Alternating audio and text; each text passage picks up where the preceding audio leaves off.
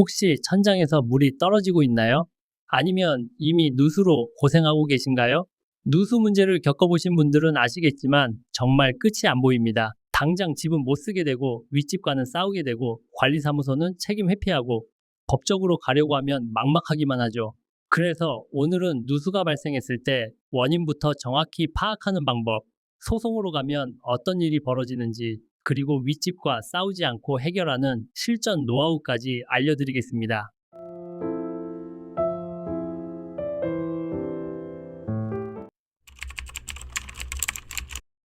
누수가 발생하면 대부분 무조건 윗집 책임이다라고 생각하시는데요. 그렇지만은 않습니다. 가장 먼저 해야 할 일은 누수 원인이 어디인지 정확히 파악하는 겁니다.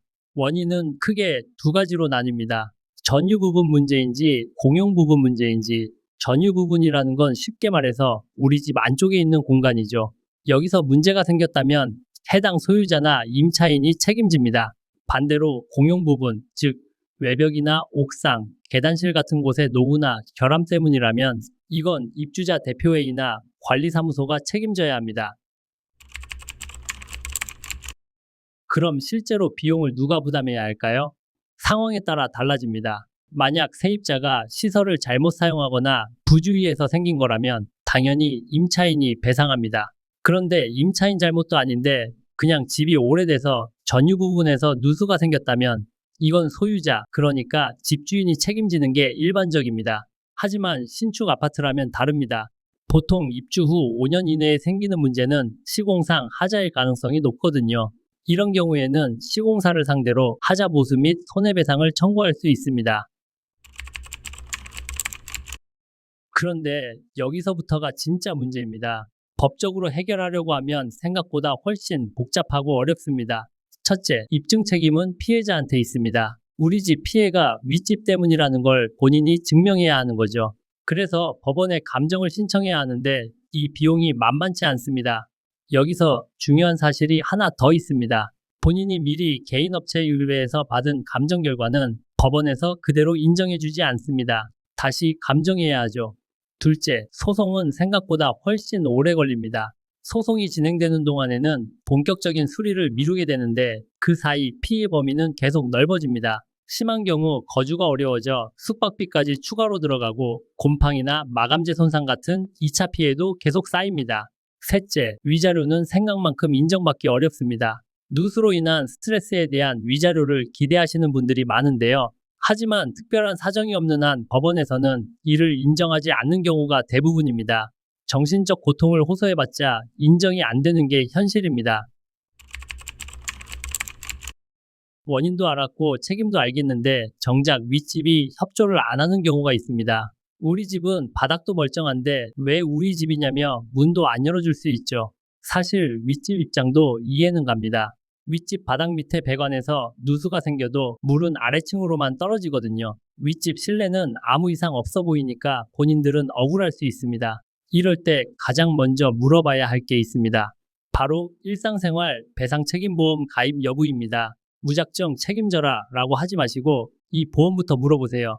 윗집이 보험에 가입되어 있다면 아래층 수리비는 본인 부담 없이 처리됩니다. 다만 윗집 본인의 집 수리비까지 보상받으려면 급배수 시설 누출 손해, 승낙이 별도로 있어야 합니다.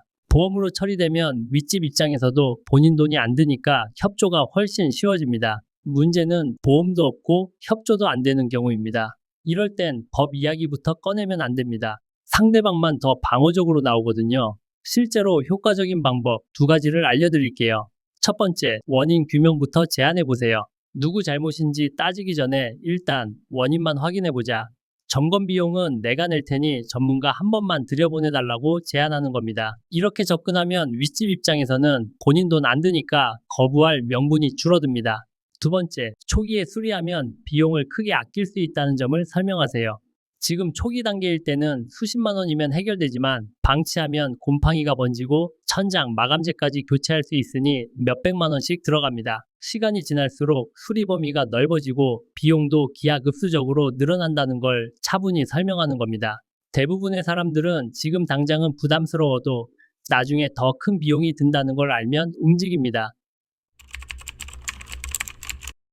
누수 분쟁은 결국 감정 싸움으로 가기 쉽습니다. 윗집이 끝까지 버티는 이유는 단순합니다. 자기 잘못을 인정하는 순간 큰 비용을 부담해야 할까봐 두렵기 때문입니다.